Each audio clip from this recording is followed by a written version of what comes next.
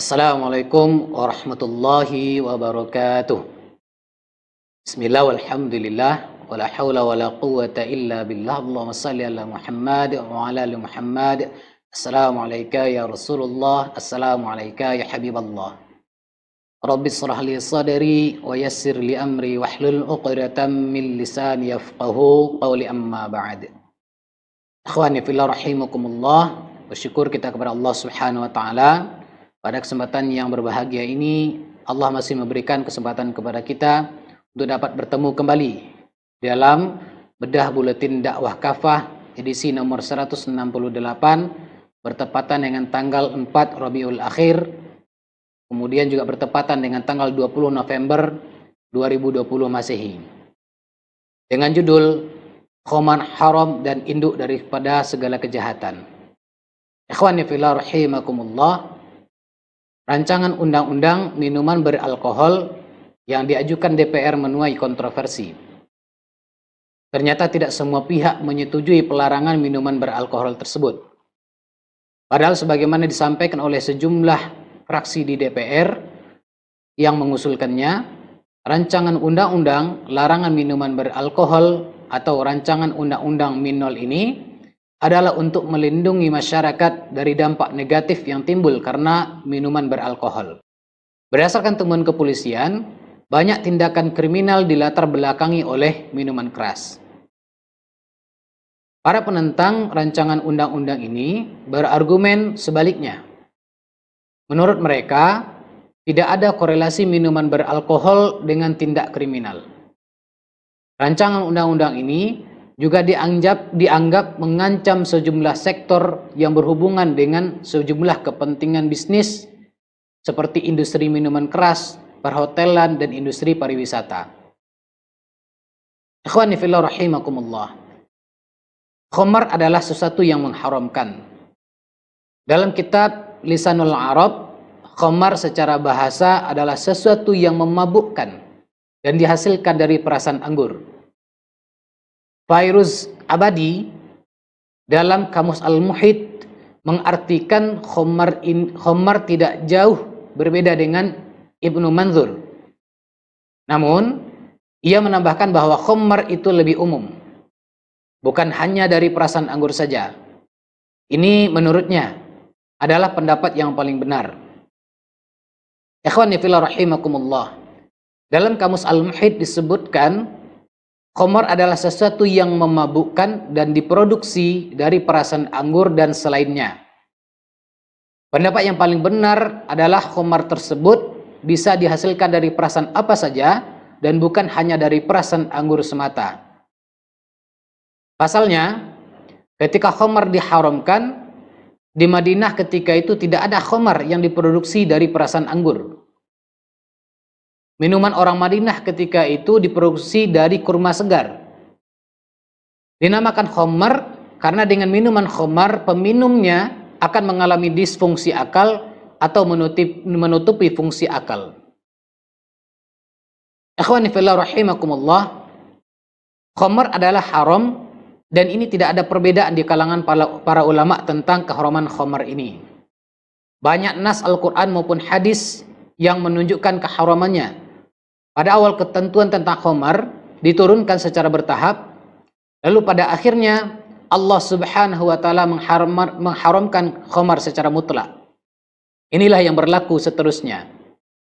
Sebagaimana firman Allah Subhanahu wa taala di dalam Quran surah Al-Maidah ayat 90 yang berbunyi, A'udzu billahi minasyaitonir rajim.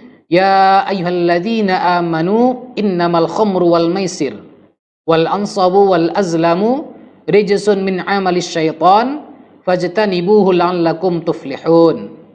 Yang artinya, hai orang-orang yang beriman, sungguh minuman keras, berjudi, berkorban untuk berhala dan mengundi nasib dengan anak panah adalah perbuatan keji dan termasuk perbuatan syaitan.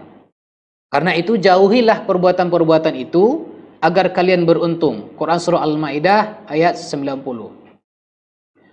Ikhwani fillah rahimakumullah, Allah juga berfirman di dalam surah yang lain, yaitu surah Al-Maidah ayat 91. Allah menyebutkan dampak negatif dari khamar dan judi bagi manusia.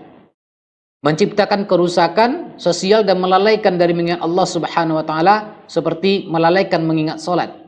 Allah Subhanahu wa taala berfirman di dalam Quran surah Al-Maidah ayat 91 yang artinya dengan minuman keras dan judi itu setan bermaksud menimbulkan permusuhan dan kebencian di antara kalian serta menghalang-halangi kalian dari mengingat Allah dan melaksanakan salat. Jadi tidakkah kalian mau berhenti?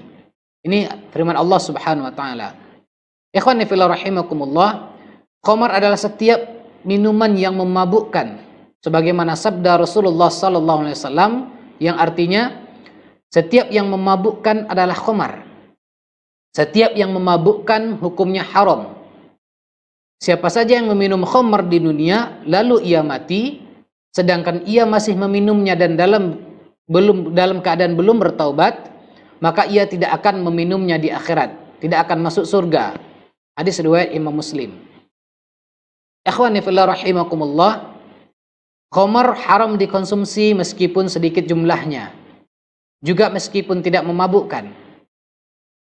Dalih sebagian orang yang menghalalkan khamar jika meminumnya dengan jumlah yang sedikit dan tidak memabukkan, tidak bertentangan dengan hukum Islam. Namun Rasulullah SAW bersabda mengenai hal ini, ya, sebagaimana sabda Rasulullah SAW yang diriwayatkan oleh Imam Ahmad, kullu muskirin haramun ma askara kathiruhu faqaliluhu haramun. Kullu muskirin haramun, setiap yang memabukkan adalah haram.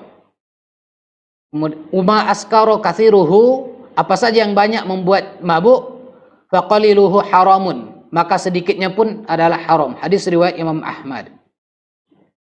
Ikhwani fillah rahimakumullah, bukan sekadar mengkonsumsi atau meminum khamar, syariat Islam juga mengharamkan seluruh aktivitas yang berkaitan dengan khamar.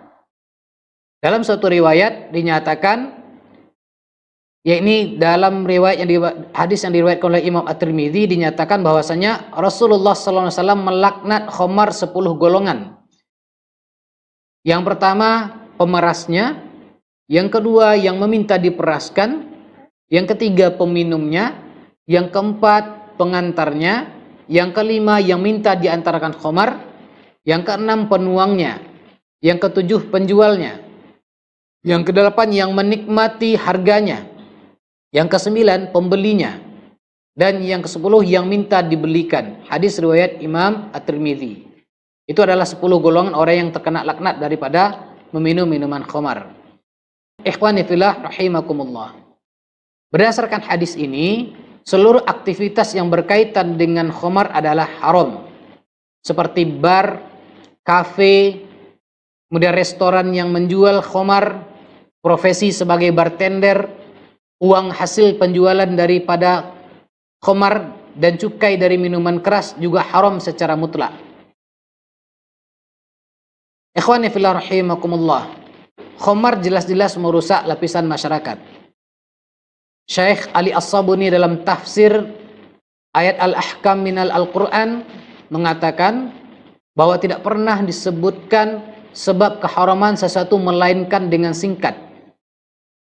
Namun di sini pengharaman khamar disebut secara terang-terangan dan rinci. Allah Subhanahu wa taala menyebutkan khamar dan judi merupakan sesuatu yang memunculkan permusuhan dan kebencian di antara orang-orang beriman, memalingkan mukmin dari mengingat Allah Subhanahu wa taala dan melalaikan kaum muslimin dari melaksanakan salat. Allah Subhanahu wa taala juga mensifati khamar dan judi dengan rijsun atau sesuatu yang kotor, perbuatan setan dan lain sebagainya, yang mengisyaratkan munculnya kerusakan yang besar dan membahayakan badan dan tubuh kita. Ikhwani fillah rahimakumullah, begitulah fakta dari kemadaratan yang ditimbulkan oleh miras bagi manusia. Miras tidak cuma merusak pribadi peminumnya, tetapi juga berpotensi menciptakan kerusakan pada diri orang lain. Mereka yang sudah tertutup akalnya dari khamar atau minuman keras menjadi hilang kesadaran. Akibatnya ia bisa bermusuhan dengan saudaranya sendiri, kemudian bisa melakukan kekerasan, termasuk membunuh dan memperkosa. Pantas jika Nabi SAW menyebut khamar sebagai ummul khaba'ith, induk dari segala kejahatan. Sebagaimana sabda Rasulullah SAW yang diriwayatkan oleh Imam At-Tabrani, al-khamru umul fawahish, bahwasanya khamar adalah induk dari kekejian, wa akhbarul kabair, dan dosa yang paling besar.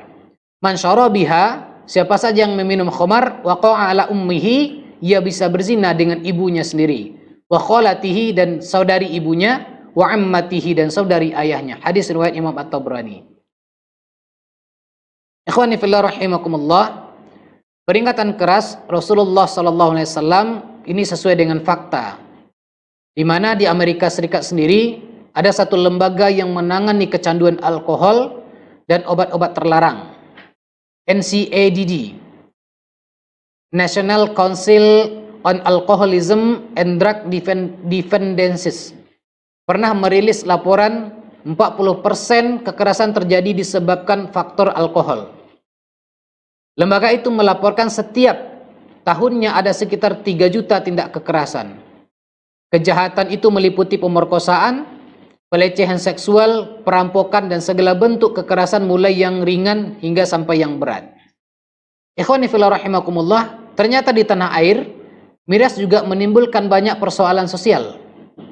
Berdasarkan catatan Polri, sepanjang 3 tahun terakhir terjadi 223 tindak pidana yang dilatar belakangi oleh minuman keras. Di daerah, kasus kriminalitas yang disebabkan miras juga marak. Pada tahun 2011 misalnya, Polda Sulawesi Utara melaporkan sekitar 70% tindak kriminalitas terjadi akibat minuman keras. Miras juga menjadi penyebab banyak kematian di dunia. Bahkan kajian WHO menyebutkan bahwa alkohol adalah pembunuh manusia nomor 1 di dunia. Pada tahun 2012, WHO melaporkan bahwa setiap 10 detik alkohol membunuh 1 orang di dunia, atau sekitar 3,3 juta jiwa per tahun. Ikhwani fillah rahimakumullah, dalam jangka panjang, mengkonsumsi miras berdampak merusak tubuh bagi para peminumnya, seperti merusak hati, ginjal, pankreas, saraf, kerusakan otak permanen, penyakit kardiovaskular, infeksi paru-paru, diabetes, hingga kanker seperti kanker faring, usus, dan hati. Alkohol juga mengancam kesehatan mental, seperti bisa membuat orang itu mudah untuk depresi. Ikhwani fillah rahimakumullah, Islam melindungi akal manusia. Pengharuman khamar dan segala jenis adalah bagian dari kemuliaan syariah Islam yang memberikan perlindungan kepada akal manusia. Miras jelas menimbulkan kekacauan pada akal manusia. Miras bahkan mendorong berbagai tindak kejahatan, kekerasan, selain melalaikan manusia daripada mengingat Allah Subhanahu wa taala. Ikhwani fillah rahimakumullah, bukan merupakan ciri orang-orang yang beriman bila kemudian mencari dalih untuk pembenaran terhadap penghalalan terhadap khamar ini. Misal mereka berdalih jika dilarang, khamar akan mematikan perekonomian sebagian orang dan juga merugikan negara.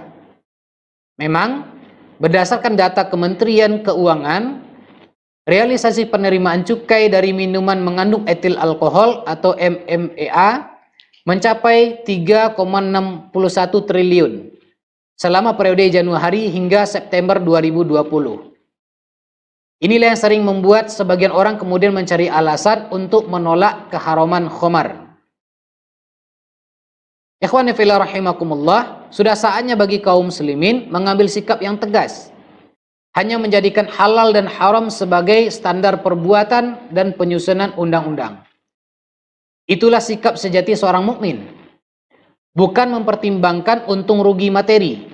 Juga bukan dengan menyerahkan pada suara rakyat atau wakil rakyat untuk menentukan halal dan haram berkenaan dengan miras ini. Seorang mukmin akan menerima ketetapan Allah Subhanahu wa taala karena yakin akan diberikan kebaikan dan keberkahan hidup di dunia dan akhirat. Ia pun istiqomah melaksanakan perintah Allah Subhanahu wa taala dan menjauhi larangannya tanpa perlu memikirkan pandangan orang lain. Sungguh ironi jika hukum Allah Subhanahu wa taala yang semestinya diterima dengan penuh keimanan malah ditimbang dengan hawa nafsu manusia. dicari celah untuk membatalkannya, diperhitungkan apakah merugikan mereka secara materi atau tidak. Mereka lupa bahwa Allah Subhanahu wa taala telah berjanji akan menolong hamba-hambanya yang senantiasa taat berpegang pada hukum-hukumnya. Ikhwani fillah rahimakumullah, inilah sekitar berkenaan dengan pembahasan kita pada kali ini.